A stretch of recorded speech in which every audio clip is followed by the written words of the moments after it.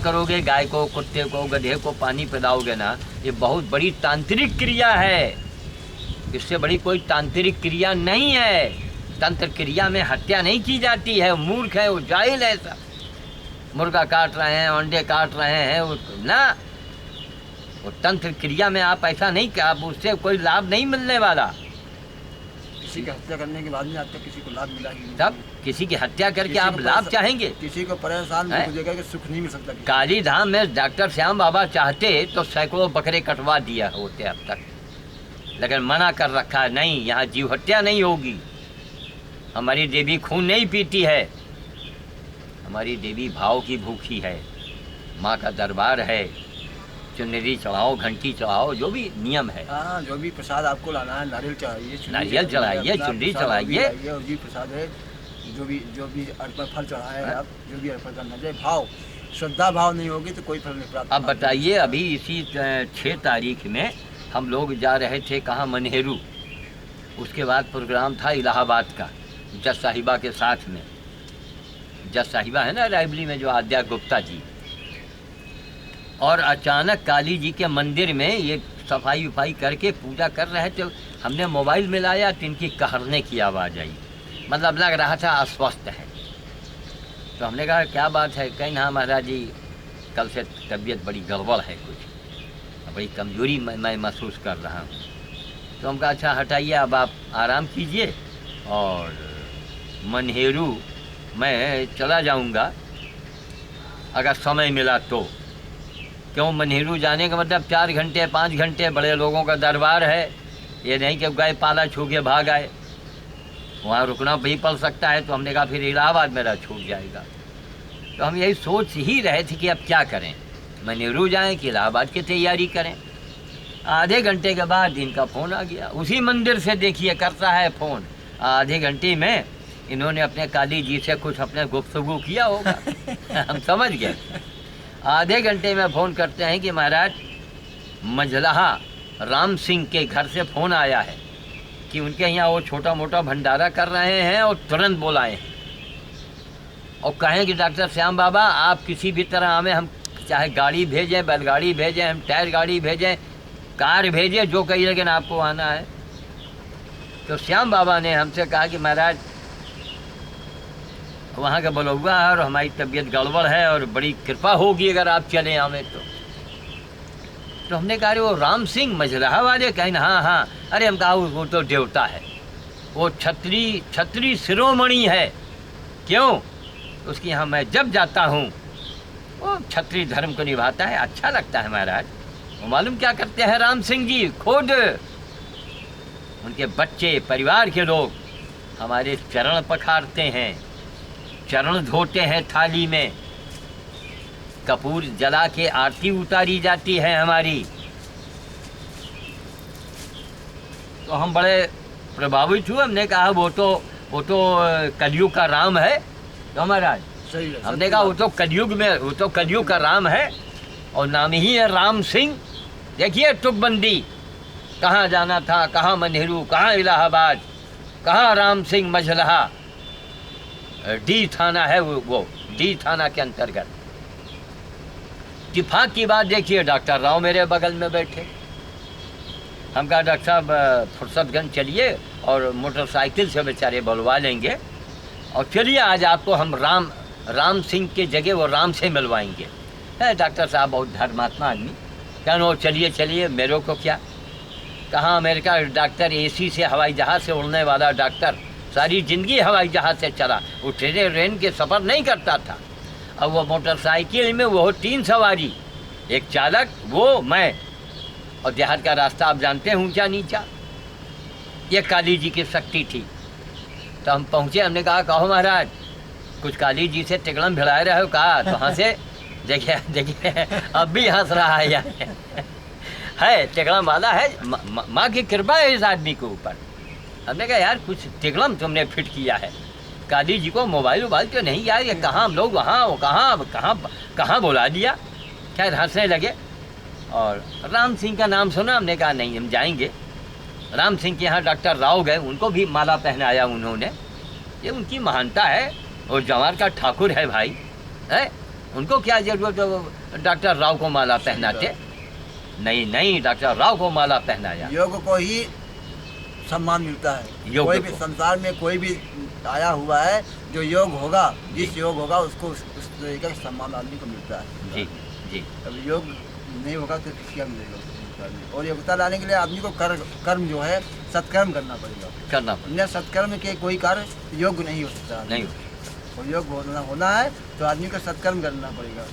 परंतु आज के इस कलकाल में लोग दुष्कर्म के रास्ते पे चल पड़े। बात नहीं, दुष्कर्म करना और जो साधु सही में है उसकी मदद नहीं करेंगे, और जो असाधु है माँ सेंटर में तिलक लगाए है, खूब गोरा चिट्टा, वो शैम्पू से सर धो के बैठा है सेंटर में तिलक लगा करके, उसको जाके चढ़ावा चढ़ाते हो। अरे तुम भर मूर्ख कौन होगा अंधो? ज्ञान से काम करो, ज्ञान पैदा करो, अच्छा करोगे तुम्हारा अच्छा जन्म होगा, तुम्हारे लड़के बच्चे सुखी रहेंगे, तुम्हारा परिवार सुखी रहेगा। हम सुखी नहीं होंगे उससे, है ना महाराज? सही बात। हम तो साधु आदमी, हमने आपको रास्ता बता दिया, आपसे दक्षिणा भी नहीं लिया, जाओ सेवा करो, उसका फल भोगो। डॉक्टर श्याम बाबा ये थोड़े कहता है कि हमको आप ला करके नोट का बंडल पकड़ा दो, ये तो कहता है मैं यज्ञ कर रहा हूँ सरकार, इसमें आइए सहयोग कीजिए। सहयोग करिए, मत दीजिए कुछ, आओ अब आइए, क्या आपको संभालना बता दीजिए। बस हम क्या करने जा रहे हैं? क्या करने जा रहे हैं? लाएंगे, हम घी लाएंगे, हम ये व्यवस्था देखेंगे, हम ऐसा काम करेंगे, वैसा काम करेंगे, कोई टेंट लगवा रहा, कोई लाइट लगवा दे, अपनी संभालिए व्यवस्था, हमको मत दीजिए। तब काम करिए, काम कीजिए आप, लेकिन नहीं समझ में आएगा। क्यों? समाज अंधा। कबीर साहब ने कहा था यह जग अंधा और कहीं समझाऊं, तो कुछ तो आँखों के पर्दा हटाओ और सोचो कि ये सब बड़ी तांत्रिक क्रियाएं हैं, इनकी पूजा वाली पद्धत है, हवन की पद्धत है जो युगों से चला रहा है। ये हमारी पद्धत तो हमने, ये देवराहा बाबा ने बंदर भोज बताया तो हमने कहा महाराज खाली बंदरे भोज हम क्यों करें। फिर गधे के बारे में एक शास्त्री जी ने बताया कि इसके 9 नाम है, 7 नाम है, कितने हैं? 7 नाम है। नाम है इस गधे के, शीतला की सवारी है, ये माता शीतला का वाहन है, कालरात्रि का वाहन है, कालरात्रि का वाहन है। तो साक्षात की भी तो सेवा करो भाई, है? हर चीज़ का श्याम साधु ने ही ठेका ले रखा है। कहीं गैया भी आ रही है तो श्याम साधु, गधा पड़ा है तो श्याम साधु, कहीं कुत्ता घायल पड़ा है तो श्याम साधु। अरे मूर्खो, क्या मैं कोई नगर पालिका का आदमी हूँ क्या? कोई नगर पालिका हमको तनख्वाह देती है क्या? या तुम हमको कुछ हम कुछ दे जाते हो क्या? तुम नोट का बंडल लेके आओगे, मैं वापस कर दूंगा। क्यों? जब ये काम आवे तो आप आइए, गाड़ी भेजिए, आप भी आइए। आप नहीं आ सकते हैं, नौकर भेजो, है? क्यों नहीं आ सकते आप? सेवा का मौका क्यों नहीं कर सकते? अभी आपका बेटा पीजीआई में एडमिट हो तो आप नहीं जाओगे? नौकर जाएगा वहाँ पे, वहाँ नौकर नहीं भेजेंगे। तो ये भगवान का बेटा है, ये देवी का बेटा है। क्यों? देवी देवताओं ने कहा है, न जानते हो तो जान लीजिए। क्या कहा है देवी देवताओं ने? कि मेरा वाहन मुझे पुत्र के समान प्यारा होता है ना महाराज? पुत्र के समान मेरा वाहन प्यारा है, पुत्र के समान। तो आपका बेटा पीजीआई में है, तब तो आप जाए, तब तो नौकर नहीं भेजेंगे आप। अब भगवान का बेटा जो है, अगर वो बीमार है, क्योंकि वो अपना पुत्र मान रहे हैं, इसलिए पीजीआई में जाते हैं। हाँ, परंतु वो अपना पुत्र नहीं है, हाँ, वो परमात्मा का पुत्र है। वो परमात्मा, आप भी परमात्मा के हैं। हाँ, परंतु परमात्मा को कौन जानता है? कौन जानता है? सही बात। छोड़ दिया पीछे। हाँ, परमात्मा कौन है? हाँ, सेवा, सेवा, बस बस, कर्तव्य, सेवा, सत्कर्म परमात्मा है जी। तो अब इनका रोका में कार्यक्रम होगा। अब हम लोग वाणी को विराम देना चाहेंगे, समझाने के लिए चाहे जितना बोले, जितना समझाएं। इसलिए आप ज्ञान से अंधे हैं कि हमको आप देखना चाहेंगे कहाँ? मंच पर पीछे मेरे 20 लाख की गाड़ी खड़ी हो, तमाम चेले चापर हों, है ना, और मिश्री मिला करके हम वो केसर मिला के मैं दूध पीऊँ, फिर मेरे आश्रम में तमाम चेलियाँ आती हों, तब आपके लिए मैं महात्मा हूँ ना। अरे अंधो, अपनी निगाहें बदलो। साधु का मतलब है जो फक्कड़ हो, जिसने अपना सब कुछ लुटा दिया हो। शंकर जी को महादेव क्यों कहा गया? ब्रह्मा विष्णु महेश ये तीनों बराबर के हैं, फिर उनको महा क्यों कहा गया? क्यों? भगवान विष्णु शेषनाग की सैया पर लक्ष्मी जी से पैर दबा रहे हैं, ब्रह्मा जी डंडों पिलों से मुलायम कमल के ऊपर बैठे हैं, इतना मुलायम गद्दा, और शंकर जी बर्फ़ पर बैठे हैं। ज़रा आप भी बर्फ़ की सिल्ली पर 5-10 मिनट आधा घंटा बैठ के दिखाइए, तो शायद हमारे ख्याल से दूसरे दिन आप टट्टी नहीं जा पाएंगे। और शंकर जी तो हमेशा बैठे हैं बर्फ़ पर। सब कुछ होते हुए सोने की लंका थी, वो भी दान में दे दिया। उनके पास क्या था शंकर जी के पास? तब उनको महादेव कहा गया। तो वही महामानव है, वही महासंत है जो अपने लिए नहीं समाज के लिए कुछ करता हो। जय श्री राम, जय श्री राम, जय श्री राम। मनुष्य की दृष्टि मनुष्य के विचार को बदलती है। अगर सदृष्टि होगी तो सही दिखेगा, और दुर्दृष्टि होगी तो गलत विचार पैदा होंगे। तो आदमी को सुदृष्टि से देखना चाहिए जी, समानता की नज़र से देखना चाहिए आदमी को जी। कभी उसमें विरोधाभास नहीं होना चाहिए। हाँ, आदमी के धर्म में कभी विरोधाभास नहीं होना चाहिए, नहीं तो वो धर्म की ओर बढ़ जाएगा। अब बताइए श्याम बाबा, आपको बल्कि आश्चर्य होगा, आपकी ही देन है कि एसटी के गांव में आपने हमारी आरती उतरवा दिया और माले पहनवा दिया। एसटी के गांव में आपके महान कर्मों का फल आपको मिल रहा है जी, जो आपके द्वारा कर्म हो रहा है जी जी। आदमी कर्मयोगी है ना आप? जी जी जी। आप जो है एक कर्मयोगी हैं जी, ठीक है। तो आप जो कर्म कर रहे हैं, आज तक जो बोया है आपने, बो बो के एक बीघे में पता नहीं कितनी कुंतलों माल इकट्ठा कर लिए तो आपने, और इकट्ठा होने के बाद में जब कहाँ जाएगा, बाहर तो आएगा ही, घड़ा धीरे धीरे भरते जब पानी बूंद बूंद करके बाहर जाएगा तो बाहर फैलने लगेगा। जब बाहर फैलने लगेगी कोई चीज़ तभी तो मालूम पड़ेगी। आग की लपट जब तक बाहर नहीं निकलती है ना, जब तक आदमी दिखाई नहीं पड़ती। नहीं, अब आपने भगवान दिन के पूर्वा में हमारे बारे में लोगों से जब बताया, तभी तो लोगों को प्रेरणा मिली। आपने यही कहा कि कोई करोड़पति घर का ब्राह्मण अब वो सड़े घाव वाले गधे को, कुत्ते को और सुअर को अपने घर में रख कर के इलाज करता हो महीनों, क्या ऐसा पंडित कहीं देखा है? तो लोगों ने कहा नहीं महाराज। तो आपने कहा नहीं, उसको मैं तुम्हारे बीच में ले लाऊंगा। तब एसटी लोगों का, जितने छोटी दलित समाज के लोगों ने हमको माले से ढक दिया।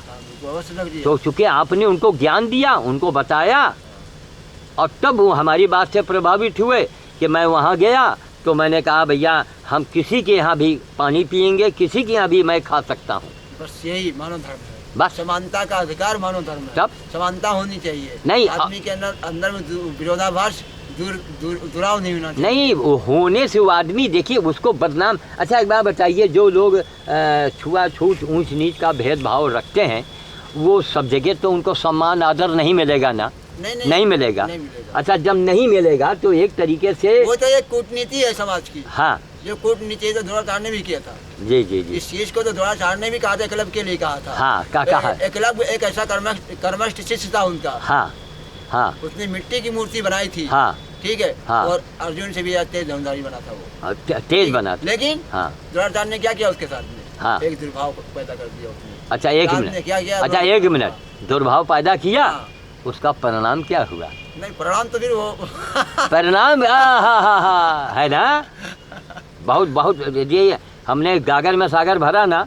परिणाम क्या हुआ कि उन्हीं के शिष्य ने उनको बाण मारा, उनकी हत्या करना पड़ेगा, मजबूरी है। जब आप अधर्म को साथ दे रहे हैं, हाँ, हाँ। मेरे भाई पिता पुत्र कौन देखा जाएगा? तब मेरा पुत्र अधर्म के रास्ते चला जाए, मान लीजिए, मेरा संकल्प देखो, आपको बताया था मैंने आपको जी। मेरा संकल्प भी है जी। इस समय कलकाल की बात कर रहा हूँ, भगवान न करे ऐसी कोई परीक्षा हो जाए, भगवती ले ले जी, जी। मेरा एक संकल्प यही है जी। जिस दिन से मैंने धर्म संभाला था, जी, धर्म के रास्ते में चला था, जी, जी, उस दिन मैंने एक संकल्प किया था, मेरे पुत्र की लाश भी रखी होगी जी। मेरे पुत्र की लाश अगर मेरे धर्म के कार्य के सामने रखी होगी, हाँ। तब कोई धर्म का कार्य चल रहा होगा आगे। हाँ। उस समय मेरे पुत्र की लाश भी रखी होगी, सबसे पहले धर्म का काम करूंगा। वाह वाह। और मैं प्रार्थना करता हूँ भगवती सी की, मातेश्वरी कभी मेरी ऐसी परीक्षा मत लेना, इस न लेना, न लेना, क्योंकि कलकाल में कोई देवता आएगा नहीं प्रकट होके, तो मेरे पुत्र से चला जाएगा, चला जाएगा, है ना? क्योंकि अब हो सकता है मातेश्वरी कोई इच्छा जागे तो ऐसा हो सकता है। बिल्कुल बिल्कुल। परीक्षा तो परीक्षा ही नहीं, वही तो बताया ना कि देखिए इन्हीं बातों से हमने ये बताया कि पहले मैंने कैमरे में बोल दिया था कि भगवान ये सूर्य देव हैं, इनसे बड़ा क्या, इनसे बड़े हैं ये क्या? साक्षात का देवता है। तो जब ये सूर्य देव सबको समभाव से देखते हैं तो पंडित जी को, ठाकुर साहब को, फलाने साहब को ये ऊंच नीच का भेद क्यों मानना चाहिए? मैंने अपने इसके मतलब वो अज्ञानी है। हमने इसके अब जो हमने अपने विचार से अपने समाज में फैला दिया तो अपने फायदे के लिए, अपने रास्ता दिखाने वाला ही आदमी भटक जाए तो क्या समाज सही रास्ते में जाएगा क्या? हाँ, हाँ। तो आज समाज की दिशा जो है वैसी हो गई, क्योंकि रास्ता दिखाने वाला जो था हमारा वो भटक गया, मार्गदर्शक जो था हमारा भटक गया है। वो जब खुद ही भटक जाएगा, परिवार का मुखिया मान लो गलत रास्ते जा रहा होगा तो परिवार का कोई सदस्य सही रास्ते में जाएगा क्या? सही बात है, ये तो है। तो मतलब हमारा ये है कि हम सबसे पहले आप संसार में न जाएं, अपने देश में न जाएं, अपने जिले में न जाएं, जिलों को न सुधारें, हम गाँव को न सुधारें, हम पहले अपने परिवार को ही सुधार लें। बस सही बात। हमारे 4 पुत्र हैं, उनको इकट्ठा कर लें। बिल्कुल। अगर हम अपने परिवार को इकट्ठा, एक आदमी अपने परिवार को अगर इकट्ठा कर लेता है तो उसे गांव बन जाएगा। गांव अगर इकट्ठा हो गया तो फिर एक शहर बन जाएगा, जिला बन जाएगा। तभी तो एकता आएगी। बिल्कुल। और नहीं तो एकता तो बिल्कुल टूट जाएगी। अब देखिए, बड़ी हमको कभी कभी तुरंत हमको जवाब जो हमारे मुँह से निकलता है तो हमको बड़ा आश्चर्य होता है कि तुरंत बिल्कुल इतना सुंदर जवाब दिया कि उसमें 1 करोड़ आदमी हो तो प्रसन्न हो जाए क्या? या आपने द्रोणाचार्य की बात कही, तब से मैंने कहा ना है कि उसका परिणाम क्या निकला। तुलसीदास ने क्या गलत लिखा है कि कर्म प्रधान विश्व रचि राखा और जो जस कीन तो तस फल चाखा। द्रोणाचार्य ने जैसा किया वैसा सामने आया। तब क्या जरूरत कि अरे राम राम आपका शिष्य आपको तीर मारे, आपकी हत्या करे? बाबा ऐसे जीवन से, ऐसे गुरुवाई से, ऐसे साधुवाई से क्या फायदा है ना? हम किसी को कूटनीति करके अपने फायदे के लिए किसी को तोड़ दें जी, ऐसे गुरु बनने से क्या फायदा? जैसे हमने वहाँ से सुना महात्मा गांधी के बारे में कि अगर वो चाहते तो सुभाष चंद्र की ये हत्या न होती, अगर वो चाह गए होते। लेकिन उन्होंने अंग्रेज़ों से उन्होंने और जो लोगों ने कहा कि जैसे होंगे हम इनको आपको पकड़ के दे देंगे, तो वो बेचारे भागे फिरे। ठीक, उसका परिणाम क्या हुआ वो तो सामने है। हाँ। भाई किसी का सौदा करेंगे हम बस, तो हमारा सौदा तो स्वयं कर देगा वो बैठा हुआ बस पावर हाउस है।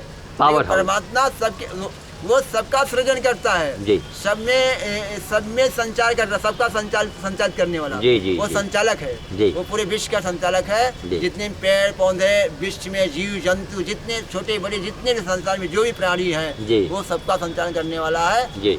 जब तुम संचालन करने लगोगे उसका तो क्या करेगा फिर वो? बिल्कुल वो तोड़ देगा। बिल्कुल।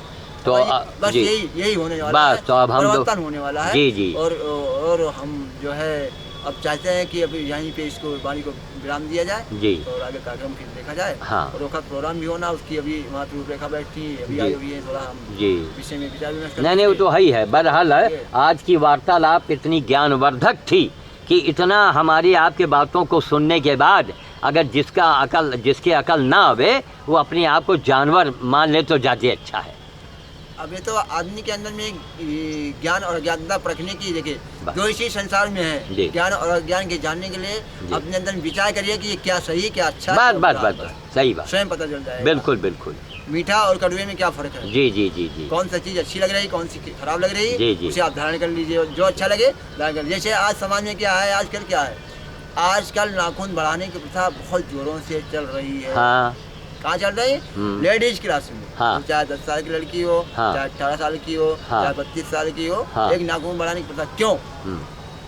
किसका स्वरूप है? किसका स्वरूप है? सूप नखा ने क्या किया था? मानव शरीर में राक्षस समाया हुआ है। सूप नखा ने क्या किया था? सूप नखा ने लक्ष्मण पास कैसे गई थी? अविवाह अवस्था में। अविवाह अवस्था में 16 श्रृंगार करके वो लक्ष्मण पास गई हो कि मुझसे विवाह कर ले। ठीक, लक्ष्मण जी ने भगवान श्री राम जी के पास भेज दिया, फिर भगवान श्री राम ने लक्ष्मण जी के पास भेज दिया, उन्होंने उनके पास भेजा, फिर उन्होंने उनके पास भेजा, और उसका परिणाम क्या हुआ? क्रोध में अगर लक्ष्मण जी ने उनकी नाक काट दी। सही। असुरता कहाँ गई? असुरता अपने आप को खा गई। असुरता अपने आप को खा गई। हाँ, सही बात। और उसने क्या किया, उसके बाद में क्या हुआ, उसने पूरे वंश को खा गया।